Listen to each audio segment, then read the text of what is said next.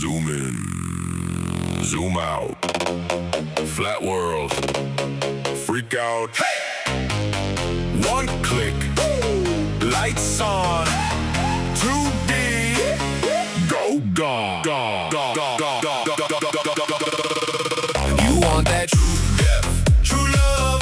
Watch your eyes right off your screen. Turn a picture to a mountain, from a scribble to a dream. If you want it bouncing out, perfect shadows, perfect height, you need that True Depth Addon. Let your flat world come to life. True depth, true love. Press play, level up. If you wanna fake the gods like you carved it from above, all the pixels feeling proud. Every valley, every peak, you need that True Depth Addon. Make your render finally speak.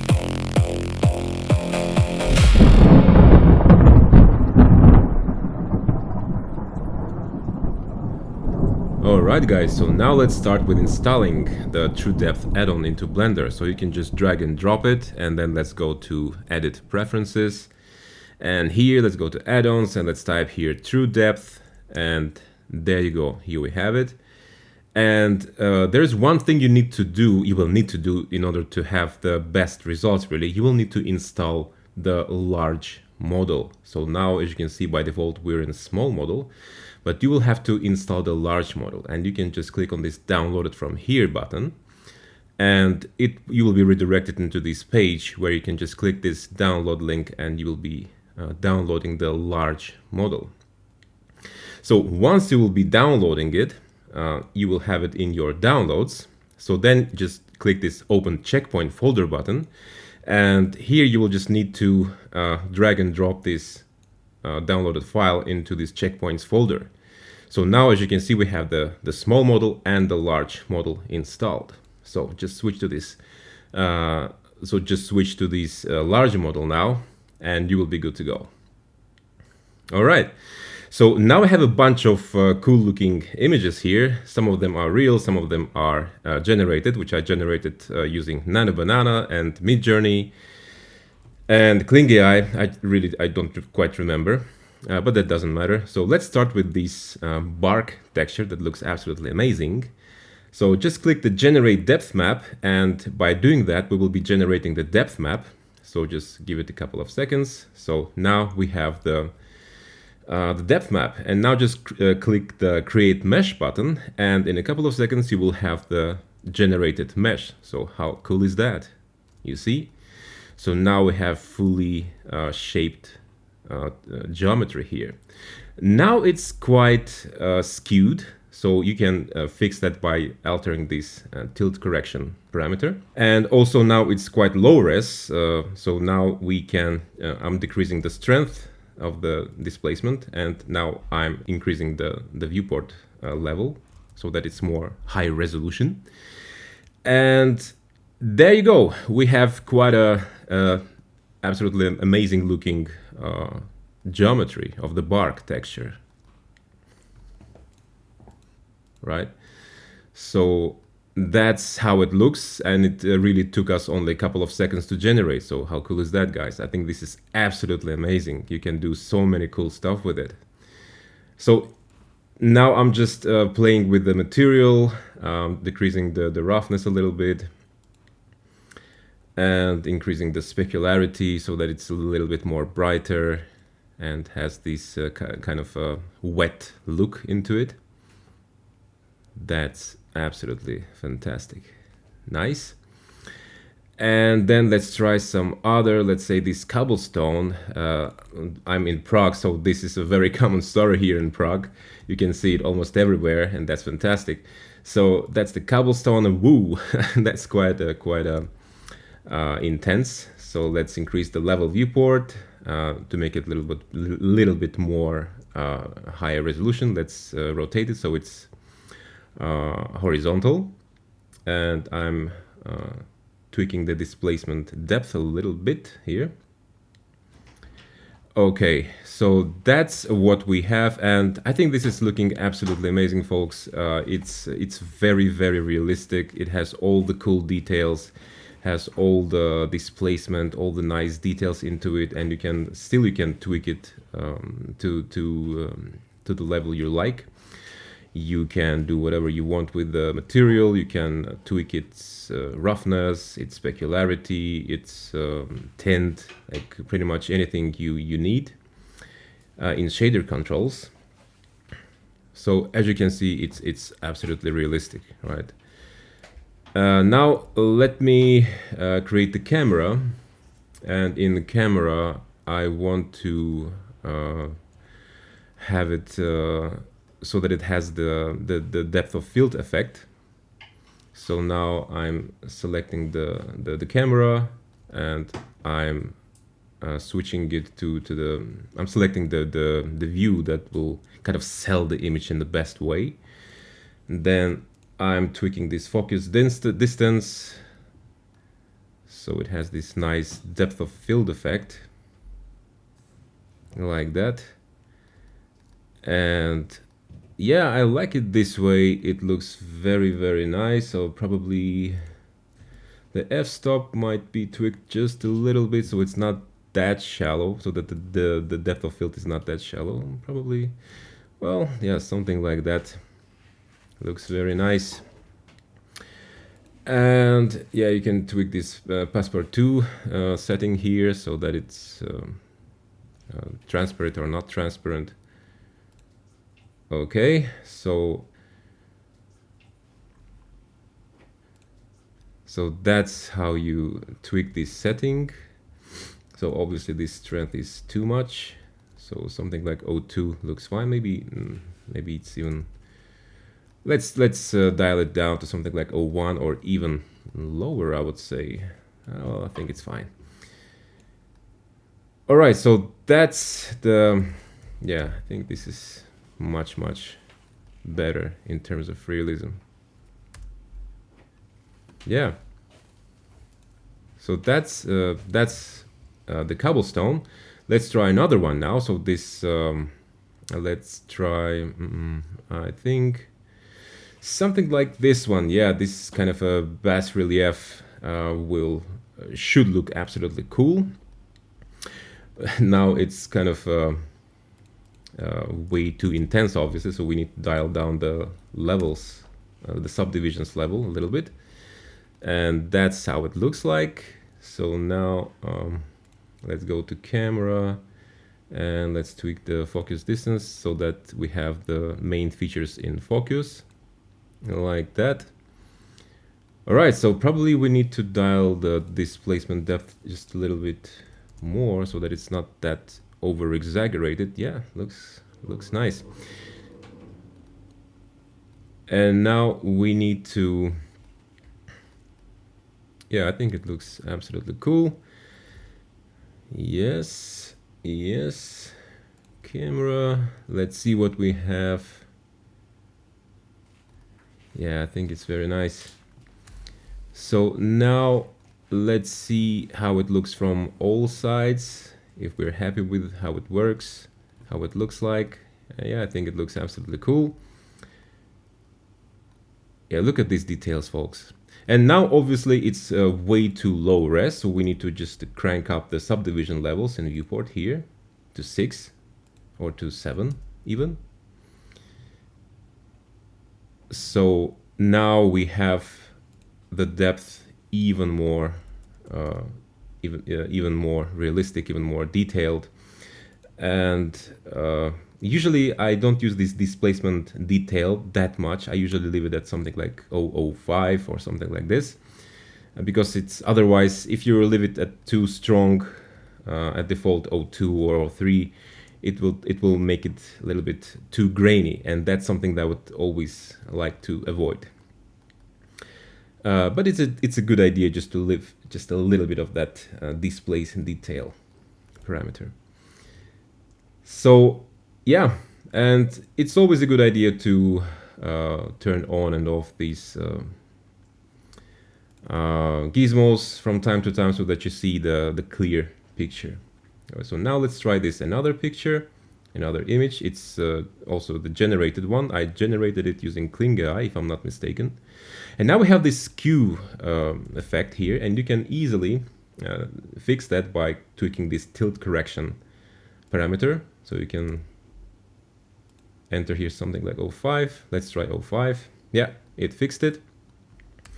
And now we're in the subdivision level of 3, as you can see. So we might crank that parameter up to something like 6 or 7 even. So let's see. So that's how it looks at 3, and that's how it will look like at 7. Look at these details, folks. That's absolutely mind-blowing.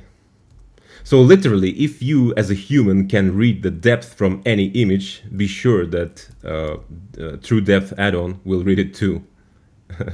Be sure that it will make it will do a great job of reading that and pushing these details into displacement map. Really, look at this. Oh man, this is cool. I love these details.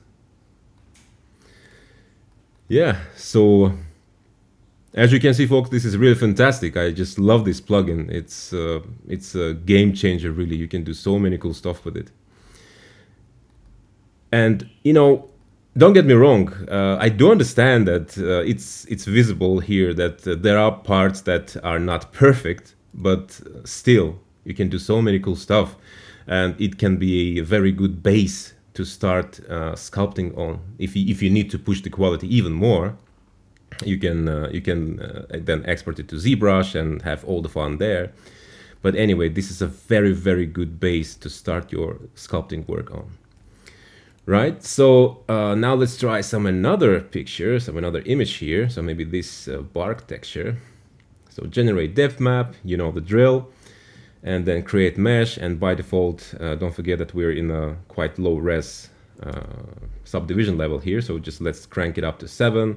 Obviously, let's decrease the displacement detail to something like 0.05, so that the overall mesh is not that grainy. Yep. So look at all of these details. That's absolutely amazing. And obviously we need to decrease the strength a little bit. Yeah, so that's cool. So our job here is to really keep the balance so that we don't have too many stretched areas. And so that the texture and the geometry looks in a good balance, like it looks so that it all looks nice. All right. Okay. Now let's try some other image here. So let's say, yeah. And by the way, as you can see, it generates all the depth maps, and it creates these depth map files right next to your albedo files in your source folder. Yeah, so now let's generate the depth map from this sci-fi panel. It was, by the way, also generated by some AI platform. I don't remember which one exactly. So let's correct this tilting, this skewing using this tilt correction. And let's increase the subdivision level to something like 7. And let's decrease the displacement depth to something like 0.1, so that, because we don't need it to be that deep, really. Yeah, that looks. Just look at these details, folks. Maybe it will not be your hero model, of course, but it can definitely be something in the background or in the midground. It can serve a lot of purposes here, really. You can use it as an interior detail. It has a lot of implementation. You can use it really freely in a lot of cases here. All right, let's try something else. So maybe let's try this one. Let's see. So you know the drill, generate the depth map, then click the create mesh, and we should be good to go. So let's delete this one. So create mesh. Now it's obviously it's way too extruded. So let's decrease the displacement depth to something like 0.2 and decrease the displacement detail to something like 0.3. And there you go. Just look at that. That's so cool, folks. Look at all of these details that it captured. That's absolutely insane. And just bear in mind that we're using just a large model for now, and there will be a huge model in the future. And I just cannot imagine what it will be looking like with the huge model. Really, that's absolutely fantastic. Like really, in a couple of clicks, we're getting a very, very detailed sculpt of anything we can just go outdoors and shoot with our camera, with our phone, right? So that's absolutely amazing. All right, so let's try something else. So maybe let's try this rocky wall, rocky texture that I think it's a real picture. So let's try probably this one, or let's see, this one, or maybe that one. Yeah, this one looks cool. Let's see what else do I have. Ah, this one is amazing. So maybe rather let's try this one. Okay, so I think I will be using this one. So let's just open it here. Oh, where was that? Yeah, this one. Generate depth map. Nice. And let's see. So now we have the depth map generated in just a couple of seconds, really. Now let's hit the create mesh button. And boom, even at this subdivision level of 3, we were able to see that we have a pretty decent looking piece of rock. Oh, look at that, that's so cool. Well, obviously now it's too grainy, and in order to fix that, let's decrease the displacement detail parameter to something like 0.03, like that.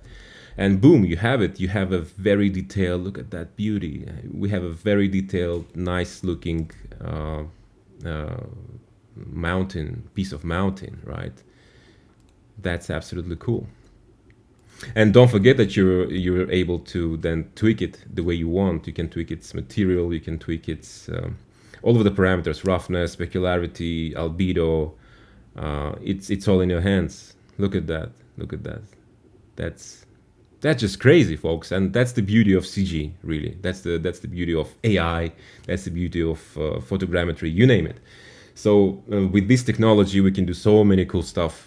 We're really unlimited. So we can just go out to when you're hiking, or where you're just taking a walk, and if you see some object that you want to retrieve the displacement from, you can freely do that. So that's really, really amazing, and that's the beauty of this workflow. That's the beauty of this pipeline. So that's how it works. So now let's just use another image, and again, generating the depth map. It's obviously skewed. So now let's fix this tilt correction thing. So, and it's too grainy, obviously. So let's fix that graininess as well. So in the tilt correction, I'm setting it to 0, which should fix it. Yep, that fixed it. And then in the displacement detail, I'm entering 0.02 so that it's not that grainy. Yes, that looks absolutely cool. All right, so I think this is it, folks. I hope you like this workflow. I hope you like this add-on as much as I do, because you really can do a lot of cool stuff with it. And if you like this video, hit that like button, leave a comment, and subscribe to this channel to never miss a video like this. Stay creative, folks. Bye.